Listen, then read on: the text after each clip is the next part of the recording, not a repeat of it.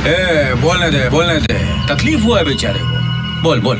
आंधियों से कह दो, अच्छा, इन तूफानों से कह दो, ठीक है, इन बदअकीदों से कह दो, ठीक है, इन जालिमों से कह दो, ठीक है। बच्चियां चाहिए कुर्बान, जवान चाहिए कुर्बान, आसिफा चाहिए तो कुर्बान, आयशा चाहिए तो कुर्बान, हबीबा चाहिए तो कुर्बान। ठीक है, समझ गया। हम डरेंगे नहीं, क्योंकि हमारा यकीन है कि जब तक भारत में फातिमा जहरा का खानदान रहेगा, भारत में मुसलमान रहेगा। अच्छा, हमको सिखा रिया है।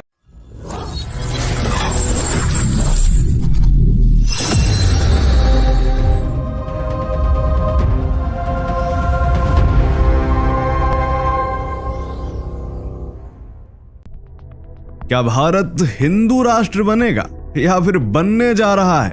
यह सवाल इसलिए क्योंकि पिछले कुछ दिनों से देश में हिंदू राष्ट्र को लेकर काफी गहमा गहमी देखने को मिल रही है। कुछ लोग भारत को हिंदू राष्ट्र बनाने की बात कर रहे हैं, तो ये बात मैं दावे से कहता हूँ कि हिंदुस्तान कभी भी हिंदू राष्ट्र नहीं बन सकता है।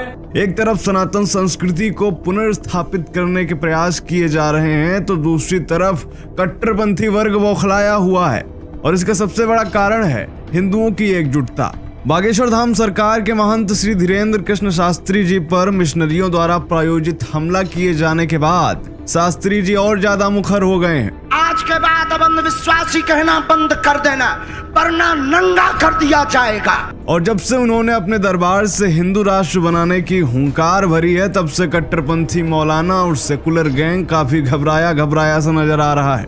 तुम मेरा साथ दो, हम हिंदू राष्ट्र बनाएंगे।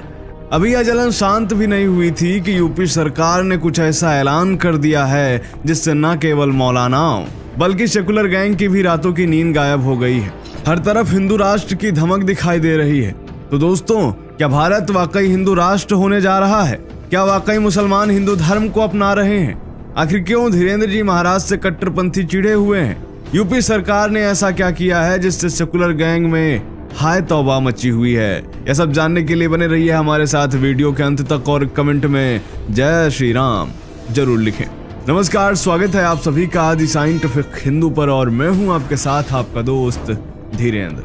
आजकल भारत देश में हिंदू धर्म का पुनर्स्थापन हो रहा है, हिंदुओं में नई चेतना का संचार हो रहा है। बीते कुछ महीनों से पूरे देश का हिंदू एकजुट हो रहा है, और वह सीना तान के कह रहा है कि हम तब तक नहीं रुकेंगे जब तक यह भारत देश हिंदू राष्ट्र नहीं बन जाता।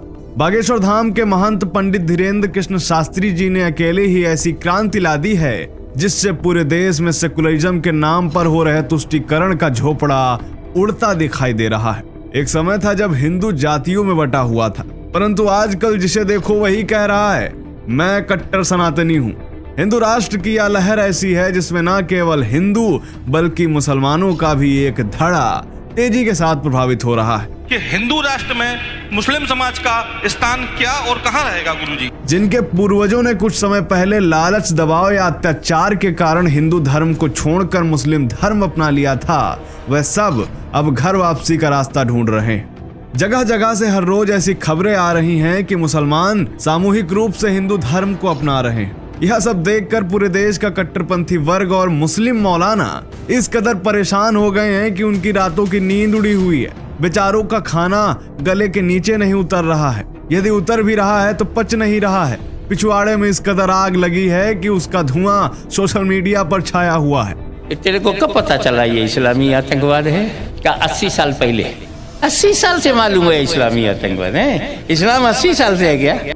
सुनने में आ भी आ रहा है कि पूरे देश में बरनौल का स्टॉक कम पड़ गया है, और ये सब हो रहा है केवल एक शख्सियत की वजह से जिनका नाम है श्री धीरेन्द्र कृष्ण शास्त्री। पूरे देश में जगह जगह कट्टरपंथी मौलाना इस कदर फड़फड़ा रहे हैं कि जैसे उनके पर कतर दिए गए हों। एक युवा कट्टर सनातनी संत ने अकेले ही इन सबके पिछवाड़े को धुआं धुआं कर दिया। इन कट्टरपंथी मौलानाओं का स्थान विशेष इस कदर धधक रहा है कि बोलने के बजाय चिल्लाए जा रहे हैं। जरा आप भी सुनिए। जब तक भारत में फातिमा जहरा का खानदान रहेगा, भारत में मुसलमान रहेगा। अरे मौलाना साहब को कोई पानी दो, क्या हाल कर दिया है शास्त्री जी ने।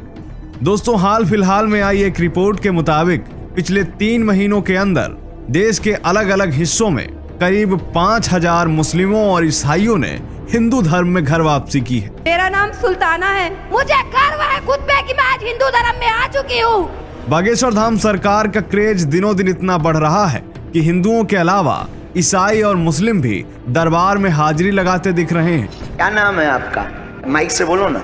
मोहम्मद आसिफ। सैकड़ों की संख्या में गैर हिंदू भी शास्त्री जी के शिष्य बन रहे हैं, उनकी चरण वंदना कर रहे हैं। आलम यह है कि मौलानाओं की तकरीर सुनने वालों में कमी देखी जा रही है और बागेश्वर धाम सरकार के दरबार में आने वाले मुस्लिमों की संख्या भी बढ़ती जा रही है और इसीलिए मुस्लिम मौलाना काफी डरे और सहमे हुए हैं। उन्हें डर है कि कहीं सभी मुसलमान हिंदू धर्म में घर वापसी न कर लें, कहीं ऐसा ना हो कि सच में भारत हिंदू राष्ट्र बन जाए। धीरेन्द्र जी महाराज द्वारा दिया गया दर्द अभी शांत भी नहीं हुआ था कि इधर उत्तर प्रदेश के मुख्यमंत्री योगी जी ने भी कुछ ऐसा ऐलान कर दिया कि सेकुलर गैंग में खलबली मच गई और यूपी के सीएम योगी ने यह आदेश जारी कर दिया है कि नवरात्रि के दिनों में जिला मुख्यालय से लेकर तहसील व ब्लॉक तक वहां के आसपास स्थानीय मंदिर पर दुर्गा सप्तशती का पाठ किया जाएगा तथा रामनवमी यानी 30 मार्च को इन्हीं स्थानों पर अखंड रामचरितमानस का पाठ किया जाएगा।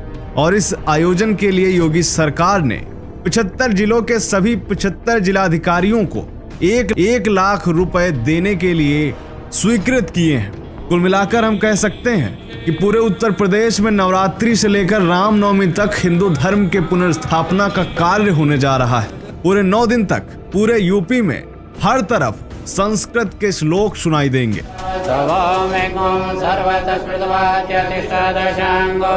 माता के जयकारे लगेंगे और रामनवमी को तो हर तरफ रामचरितमानस ही सुनाई देगा।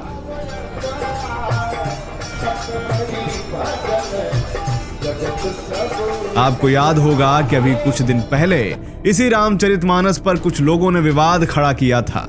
लखनऊ में रामचरितमानस की प्रतियां भी जलाई गई थी और अब जबकि योगी सरकार द्वारा रामचरितमानस का आयोजन होने जा रहा है तो ऐसे में उन सेकुलरों नवबौद्धों को भला ये बात कैसे हजम हो सकती है। और गजब की दोगलापंती तो वह नेता कर रहे हैं जो कभी सरकारी पैसे से रोजा इफ्तार की दावतें किया करते थे। कह रहे हैं कि सेकुलर देश में राज्य सरकार को धार्मिक आयोजन नहीं करना चाहिए। अरे भाई, क्या रोजा इफ्तारी धार्मिक आयोजन नहीं था? हज सब्सिडी क्या धार्मिक तुष्टीकरण नहीं है? मस्जिदों की मरम्मत क्या धार्मिक तुष्टीकरण नहीं है? इन्हें केवल हिंदू धर्म का विरोध करना है। परंतु अब देश का हिंदू जागृत और संगठित हो चुका है। भारत हिंदू राष्ट्र बनेगा या नहीं, यह तो समय और वक्त तय करेगा, परंतु हिंदू अब और ज्यादा धर्म पर कुठाराघात बर्दाश्त नहीं कर सकेगा। तो दोस्तों, उम्मीद करते हैं कि यह रिपोर्ट आपको पसंद आई होगी। बागेश्वर धाम की बढ़ती लोकप्रियता और मुस्लिमों में बढ़ रहे उनके क्रेज के बारे में आपका क्या सोचना है, कमेंट करके जरूर बताएं। और हाँ, योगी सरकार ने नवरात्रि और रामनवमी पर जो यह बड़ा फैसला लिया है, आपको क्या लगता है उसके प्रभाव क्या होंगे, कमेंट जरूर करें।